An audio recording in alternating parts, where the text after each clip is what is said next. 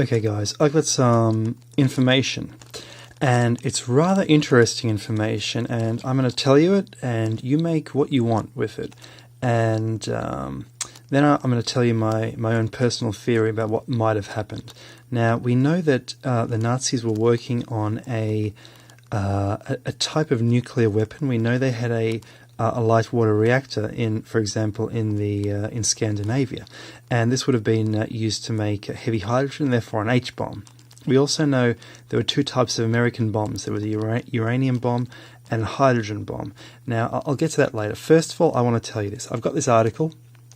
It's from a newspaper. It's been sitting on my desk for about 20 years, or a bit less, maybe since about 2003 or something.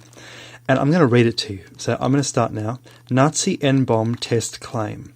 The Nazis tested a crude nuclear device a few months before the end of World War II, killing hundreds of people in a massive blast in southern Germany, a researcher claims in a new book.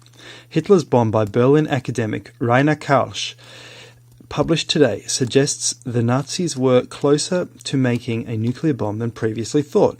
Hitler's bomb, a tactical nuclear weapon with a potential for destruction far below that of the two American atomic bombs, was tested successfully several times shortly before the end of the war, Karlsch claims.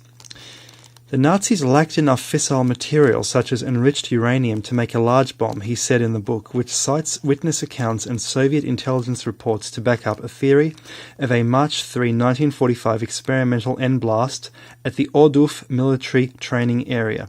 Now, that's what the article says. Now, independently of this, I want to tell you something else. You might be familiar with, there's one of these stereotypical Nazis. His name is Otto Skorzeny. Born in 1908, died in 1975 in Spain. And if you actually look into his career is absolutely unbelievable. The way he was able to escape the war. He's actually also responsible for rescuing Mussolini and putting Mussolini on a plane, and he himself made sure he was at Mussolini's side all the time during the rescue, and even presenting him to Hitler because he wanted to take all the credit for it. Now, he wrote a biography, and in the biography he actually talks about nuclear weapons, and he actually says Hitler was speaking to him about nuclear weapons. And this is from my personal recollection. He says that Hitler really didn't want to use it. Hitler had one, but he didn't want to use it for various reasons. And I think one of them was he certainly thought the Allies might use one as well. Hitler, of course, having the background of World War I, trenches, gas. He thought that whatever the Germans used, the opponents would retaliate. I think that's one of the main reasons for it. And so I'm giving you that info, and tell me what you think in the comments. Personally, I don't know one way or the other which is true, but I can say this: the Americans were working on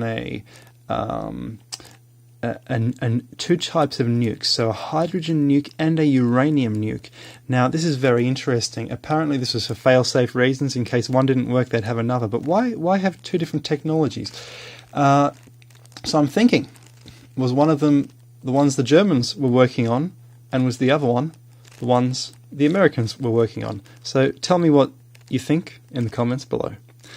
Thank you very much. This has been Charles Koss, and please subscribe and thumbs up if you like this information.